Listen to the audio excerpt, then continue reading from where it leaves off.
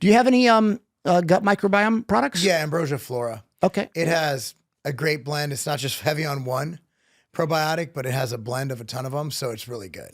How do you make sure that those bacteria are still alive? So, I mean, there's ways to do it with prebiotics in there, so you don't have to refrigerate it, because they just need something to eat. They need something to feed on. You can do that with prebiotics. So there are shelf stable, but we still don't try to keep them out there for longer than 24, 36 months. Sure. But yeah, there are shelf stable.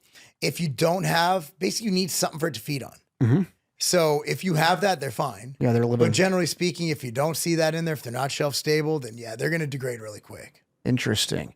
Yeah, I mean, I do more. I do something called BioK. It's like a little drink. Yeah. They're really good. And then I have a kefir, just a natural kefir because it's a broad spectrum. Yeah. I'm a fan of kefir. Yeah. I drink a cup every morning. Oh, nice. Yeah, I actually do. So I mean, I start my day with kefir because I've struggled with irritable bowel syndrome for years. And I finally got it under control. Like 3 years ago, where it's not an issue. So yeah, I start every day with kefir. Nice. That one's more recent, like 6 months. But yeah, that's anytime you can't really overdo good organisms. Right.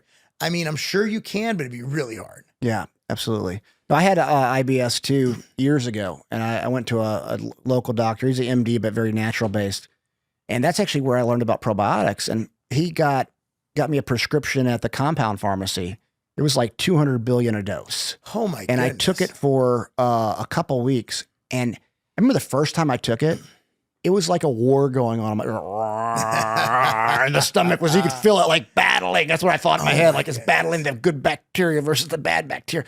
And I mean, every day of my life, I had to leave with a Imodium AD. I couldn't leave home without it. Mine. Yeah. I just like my multivitamin, I would take an Imodium AD every morning. Yeah. 2 of them, 5 milligrams, boom, done.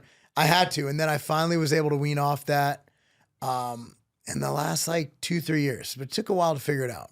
Yeah. I mean, 2 weeks for me of this, you can imagine, you've lived with it too.